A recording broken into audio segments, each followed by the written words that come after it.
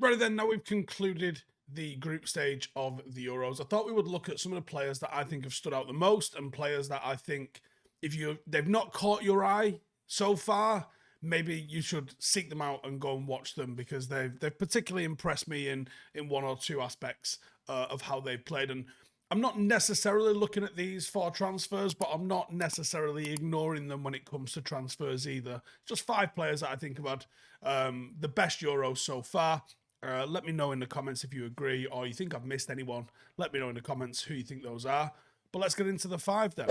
So the first one, I thought Nico Williams he's been as fun to watch at the Euros as anybody, really. Absolutely ripping it up with that aggressive front foot kind of style of play that he's got. Against Italy, he had 11 progressive carries, 4 successful take-ons, and I think he was up against one of the best defenders in the Euros in Di Lorenzo as well. Very, very tidy defender. And he created the most chances as well as hitting the bar.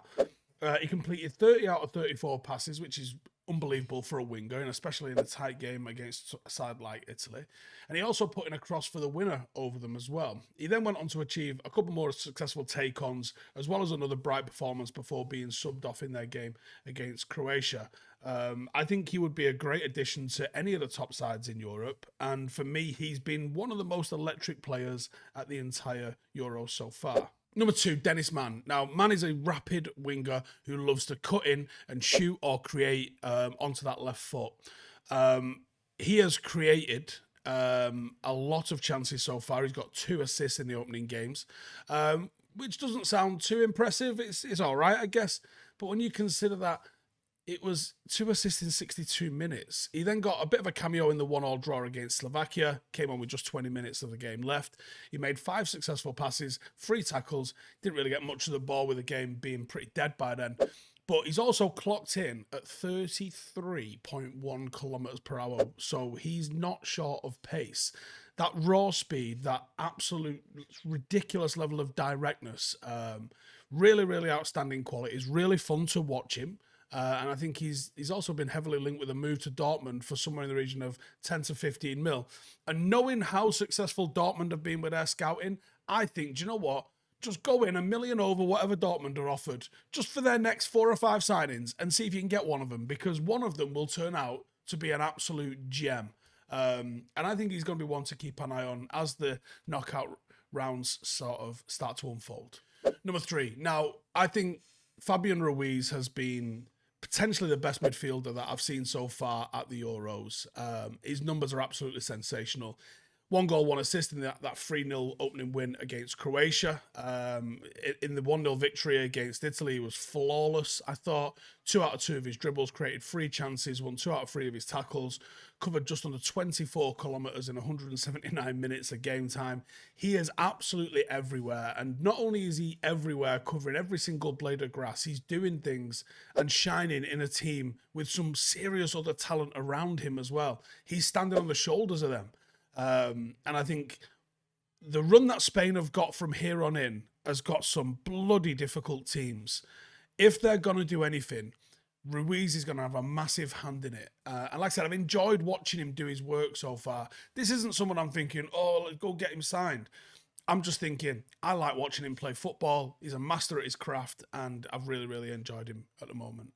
Number 4, Mikautadze. So in at 4, we have got the Euros top goal scorer, 3-3, with a pretty poor side, really, in Georgia. And they've had a hell of a tough run.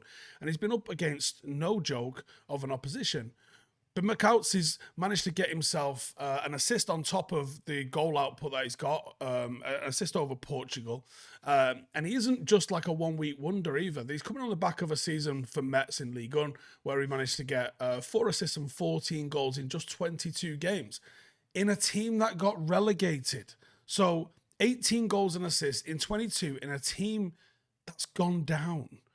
I can't see him not getting a move on the back of that performance, but also catching people's eye at the Euros. I think he's going to get snapped up.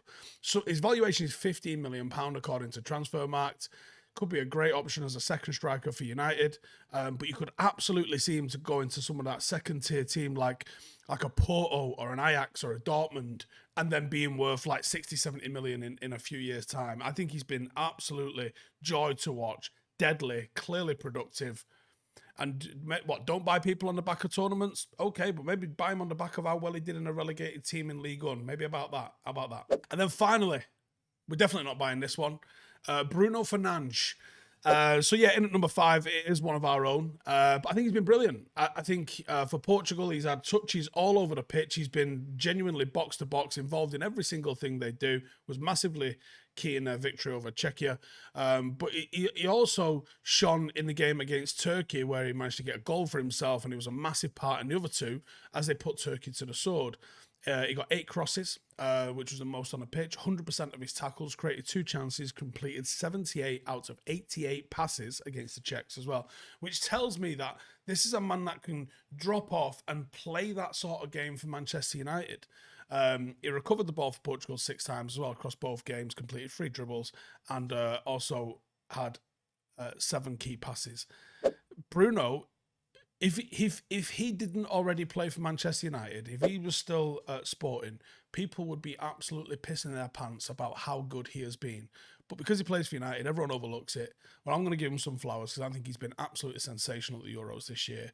So well done, Bruno Fernandes. Let me know in the comments who else should have been on this list, and maybe who do you think shouldn't have been on the list? Who's been your players that you've enjoyed watching the most at the tournament? And do you think player of the tournament is going to come through this little group here, or do you think it'll be somebody else? Let me know in the comments. See you in the next one. Laters. Hey, thank you for watching the video. If you are new around these parts, then don't forget to subscribe. My channel is proudly supported by my community on Patreon.